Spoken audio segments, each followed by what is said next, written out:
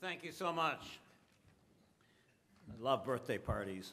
I wish I could introduce Kathleen the way that, let's get the last introducer up here. Isn't she great?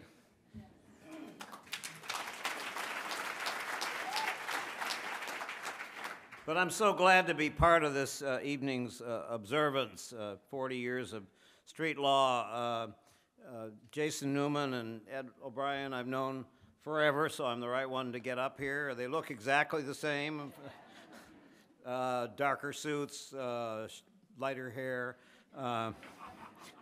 But, you know, you can channel it. And I do remember well. I mean, I'm here, as Sig said, as a Georgetown person, which is very, very important to street law, as you all know, and because I am a member and very proud of being a board member of the Robert F. Kennedy Center for Justice and Human Rights, and that's another reason why we're here tonight, the work that was done back then. So I remember well the planting of the tiny acorn, and now we're here celebrating the mighty oak. So congratulations, street law, and congratulations to so many friends who were there from the start, many of whom are here tonight, and others who remember fondly. We remember fondly John Douglas, David Hackett, all those people who were involved at the time. So there's so much to celebrate. The award that I have the privilege of bestowing bears the name of Chesterfield Smith. And any award for playing a key role in the founding and nurturing of street law is well worth receiving. But an award in memory of Chesterfield Smith is especially appropriate. He was a great lawyer, devoted to justice in the deepest sense, a man of courage, a person who contributed enormously to making this a better world. So the Chesterfield Smith Award is one of transcendent significance. And of course, you've chosen so fittingly to honor the family of Robert Kennedy, whose memory inspired street law in the first place, and whose family and extended family of friends, and especially the totally fabulous and wonderful Ethel Kennedy, were major forces in bringing street law into being and helping it grow and multiply. So it's my particular pleasure to introduce Kathleen Kennedy Townsend, who will accept the award for her family.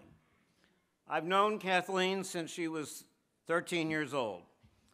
Never mind how old that makes us. Kathleen was a star and a force to be reckoned with even then. I remember it well. And she's all that and more now. Her personal acorn has grown up to be all that her childhood promised. She's brilliant, she's tenacious, she's deeply committed to justice. She's contributed in so many ways to the public good in elected office and the Department of Justice and many, many other ways. She's a wonderful daughter, wife, mother, and very, very proud grandmother of Gideon. See, that's the way to talk about Kathleen. Kathleen, as your father would have said, and this, as you know, was his highest accolade, you are a person who makes a difference. And I would just add, a huge difference. Ladies and gentlemen, my dear friend, Kathleen Kennedy Townsend.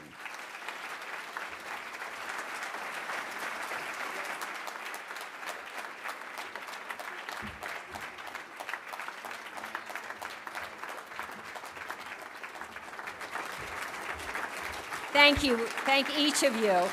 Thank you very much. Thank you very much. I really appreciate it. Thank you very much. This is just, to me, and I wish all my brothers and sisters and my mother were with us tonight, to see each of you and to hear what we've heard before. Because you really are following and living out what my father believed so deeply in. I first want to thank Peter Edelman, who worked so hard for my father in the Senate. worked on his presidential campaign and carried on that legacy because he and my father so deeply believed that we should do something about poverty in our country. And poverty is not a popular word right now, but Peter reminds us, as much as he can do with his books and his lectures and his conversations, that this country can do better. And because of Peter Edelman, we will do better. So thank you, Peter. Thank you. Thank you. And I have to tell you, it's so cool to be here with Ed O'Brien and Jason Newman, because I remember them in 1972. Actually, probably 1971, because that's probably when you came to their RFK. And I, at that time, was a college student. And they had asked me, my mother had asked me to be on the board of the Robert Kennedy Center, and I said, no, I want to learn before I sit on a board. I think that was the right thing to do. And I would hear the presentation of what Ed and Jason wanted to do, which is to get the best lawyers to teach high school students about law and that they could make a difference. And when I think about what my father believed most deeply in, it was, number one, law, and then secondly, the power of youth. I remember when he became Attorney General, somebody asked him, well, what are you going to do about civil rights? And he said, well, it'll be simple. It'll all just obey the law. You are right. Whoever laughed got it. Because clearly, my father didn't understand how difficult just obeying the law would be. He had been a really good prosecutor, and he had taken on some very tough characters.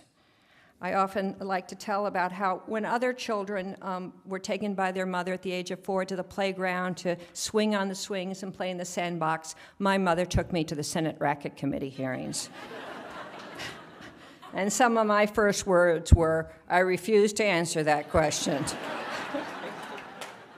I heard it hundreds of times. And I don't tell this too often, but I read my father's book, The Enemy Within, and I read about prostitutes. And I thought, oh, does he know about such things? My poor father. You want to be protective of your family, right? But despite his extraordinary work on racketeering, I don't think when he became Attorney General he understood how deep discrimination was in our country and how difficult it was for so many people to vote or to go to the lunch counter or to get a job or to go to college. And he learned that.